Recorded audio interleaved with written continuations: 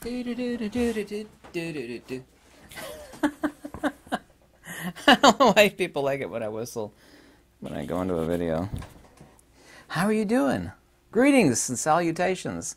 That sounded kind of fake, didn't it? Beyond good and evil, right? Please don't make mention of Nietzsche. That's a Western existentialist navel gazer. You know what a navel gazer is? That's someone that actually looks in their belly button for like belly button lint. There used to be Western existentialists like Nietzsche, Kant, Hume, Schelling, Schopenhauer. I have no connection to any of those people. We call that pseudo-philosophy. Yeah? It's existentialist. It doesn't actually have an end goal implied, and definitely not so of transcendence. Morality versus wisdom. Now, I don't know if you know this little device that kids used to have. This little plastic thing with like a steering wheel on it, and they'd actually sit in the passenger seat and they'd watch Daddy or Mommy drive, and they'd turn the wheel when they think they're doing something, they're not doing anything.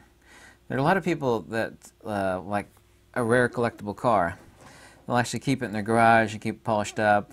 They never use it or take it anywhere. It's always clean, and everything inside of it is just polished up like a jewel.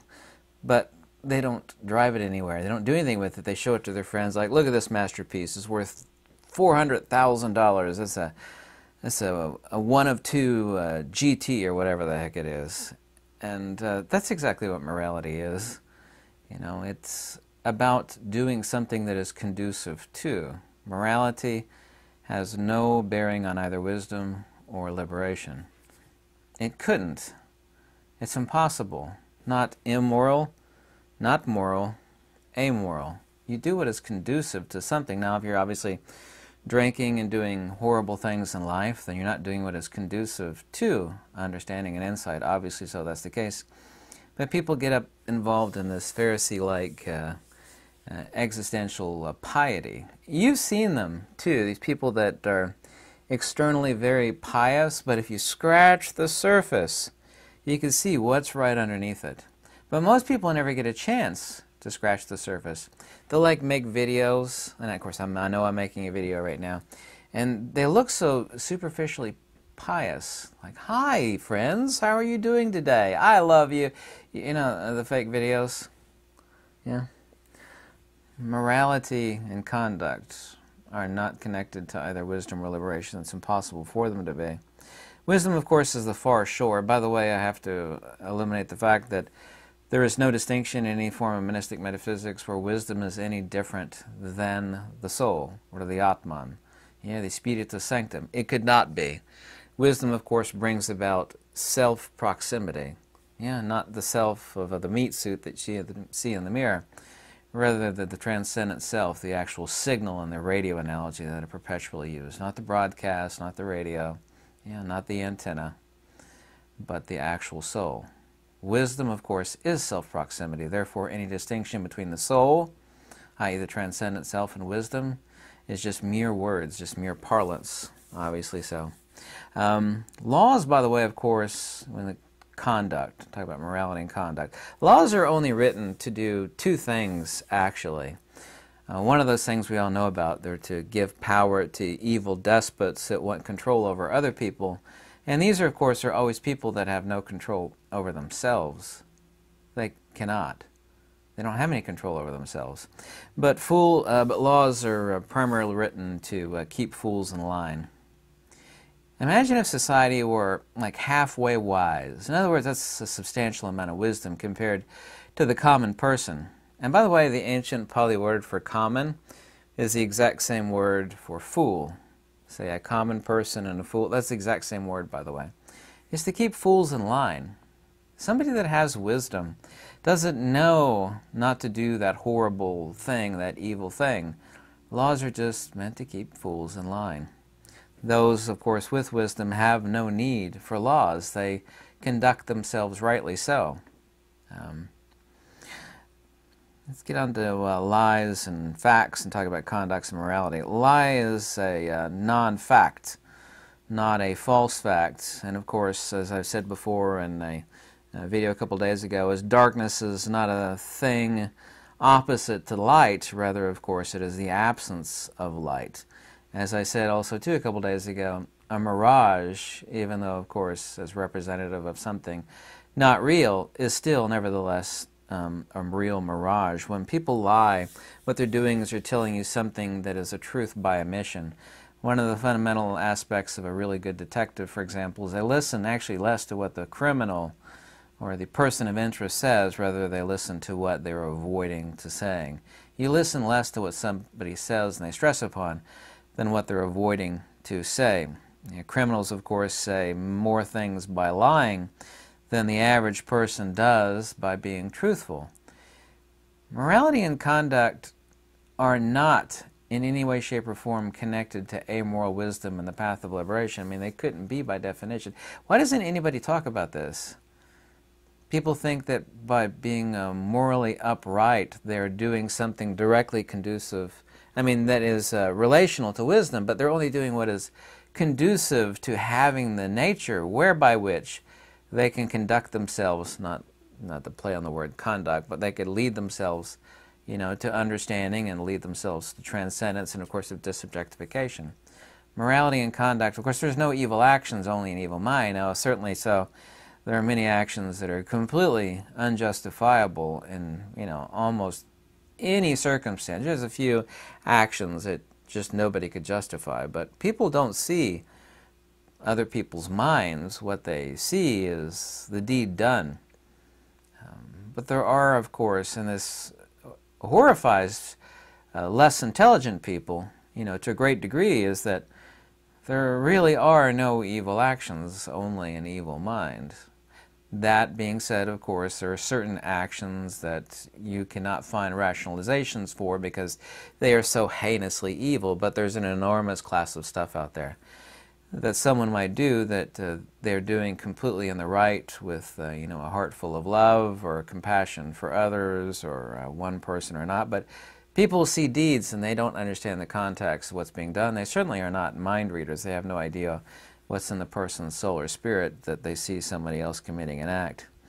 As St. Augustine said, God forbid that we should use the law of arrival after we have already arrived. In other words, when we cross the other shore, what use is the boat? What is conducive to reaching the other shore is not to be carried. There's a passage in the Nicaeas from Gautama that says, having reached the far shore, the boat is no longer of any use. But the people that are constantly, I'm trying to say and get to the heart of the matter, is the people that are constantly talking about morality and exercising superficial morality and conduct, what lies directly underneath their surface when you scratch it is something wholly different, because you would never ever emphasize conduct and morality above anything. You should do what is conducive to something. The reason why you keep your car clean and good working order is so you could drive it to your destination. But there's some people that they show everybody, look at my car, it's never been out of the garage for 30 years, it's so clean, and I've polished all the chrome bolts on it, and it's so great. This is how they express, they take pride in that. And they're Pharisees, of course. I don't know if you're familiar with Pharisees. Externally pure, but inwardly, rotten to the core. There's a lot of people in the world like that. Morality, of course, is keeping that car working so you could drive it to your destination.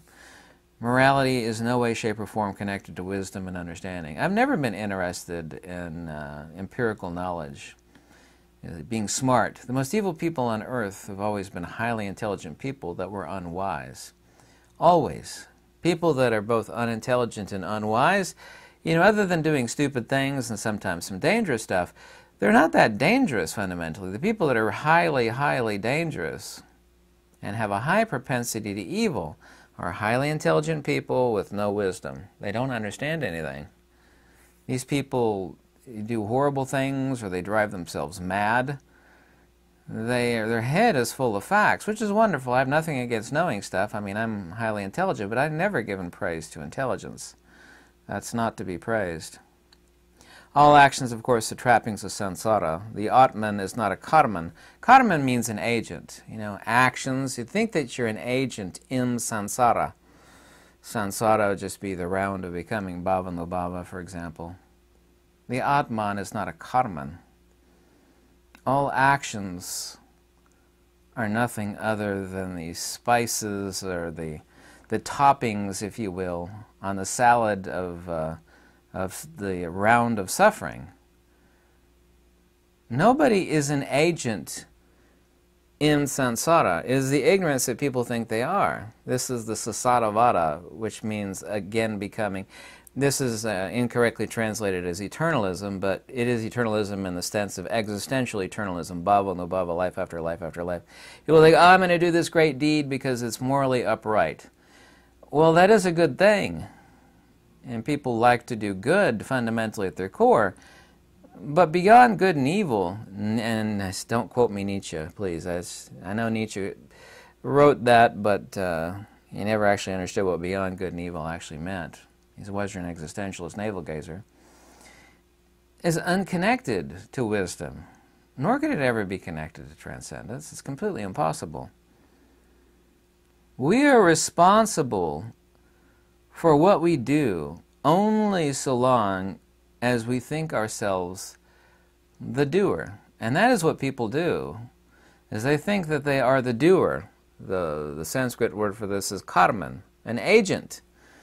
It's karma. Everybody knows what karma is. People love to talk about karma. That's my karma. No, karma is not yours. You are deluded in thinking you're an agent in samsara, and you're worried about good deeds or bad deeds, morality, immorality.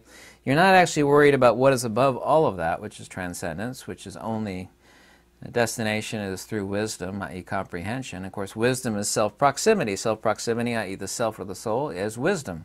The two are interchangeable in all monistic metaphysics. And that's such an important thing. Nobody talks about that. I have to say it again just one more time because it's so incredibly important. Just as you are not your beliefs, and that's the reason for 99.9% of the world's suffering and strife, is that someone will say something dumb and the other person way more intelligent or more will say, no, that's not true. What you said is wrong or illogical because boom, boom, boom. Oh, you insulted me. It's like, no, you said something of your belief system. And you are not your beliefs. If people would understand that, they'd be a whole lot happier in life, and they'd be a lot wiser, too. Nobody is their belief.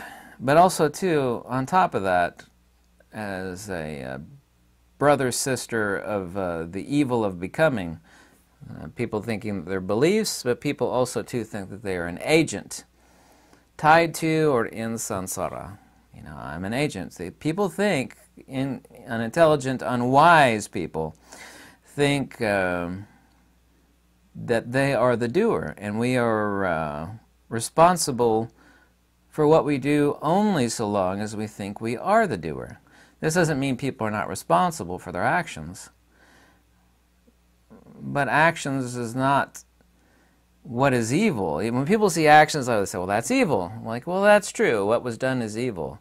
But they can't see the mind which precedes evil done. And also, too, people think evil is somebody doing evil. That is not the definition of evil.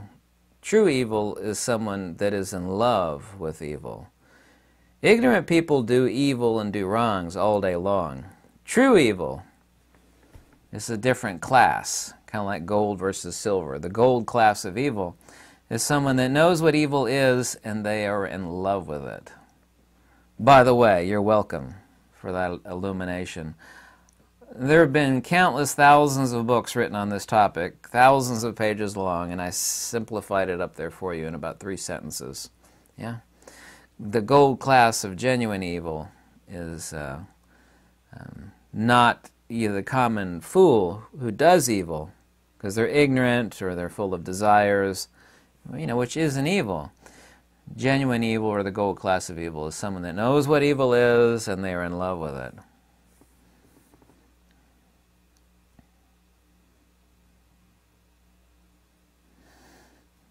There's another point on this that I'd like to talk about, but it's too sensitive for social media. I'm talking about evil actions and what precedes actions, which of course is the mind. Mind precedes all things, but people don't read minds, they see actions. They might see, you know, this little box of a window of the world, of like some woman coming after a guy and ending them. It's like, well, you couldn't see the whole picture. This woman's spirit was full of compassion for her children, because this person coming up was like this evil person that had been threatening this poor woman, and he was going after this lady's children who were upstairs. She was out of love and compassion. Because people only see actions, but I mean, thankfully the law, at least good law, always rectifies what is justifiable and what is not justified. Because one action is not equal to another. But you'll hear that from ignorant people. They'll say, it's always evil. When I see this action, it's always evil. It's like, well, that's insane, illogical, absurd, and just pure rubbish. It's just complete rubbish. Yeah, but I saw it, and, it's like, yes, you did, but you didn't see the mind which preceded it.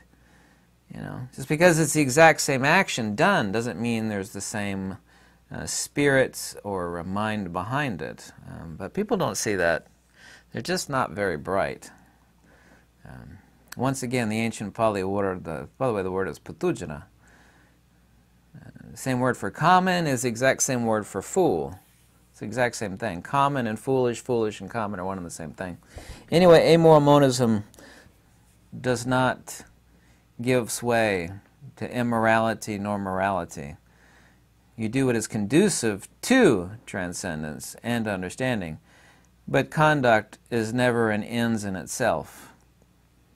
And the soul is not an agent or karman in samsara of this world. I'm going to do good things. It's going to pay off. That's my karma. People, Westerners especially, love to talk about karma. It's like, do you actually know anything about karma? No, I don't. I just know if I do good things, it'll come back to me. So, you think, that's just, it's the highs and lows, the ebbs and flows of the same evil circle. People are like, I want a better high. I mean, it's literally a great idea to think of it would be spiritual intoxication. You're just waiting for the next high. I'm going to do good, it's going to come back to me, and I'm going to be rich, and yeah, things are going to go my way, man, I'm going to help out that. Well, doing good is, but it has to be a natural efflux from what someone is, because that which the good is that which the good does. But people think by being good that's good. No, that's not transcendence, that's not wisdom, that's not understanding. It is good and it does pay off, but that's not any summum bonum. Not in Greek metaphysics, Indian, Egyptian. It's just not. Nor could it be. Tell me what you think on this. I'd like to actually talk about that a lot more, but there's certain areas that you can't talk about on social media because it's too sensitive.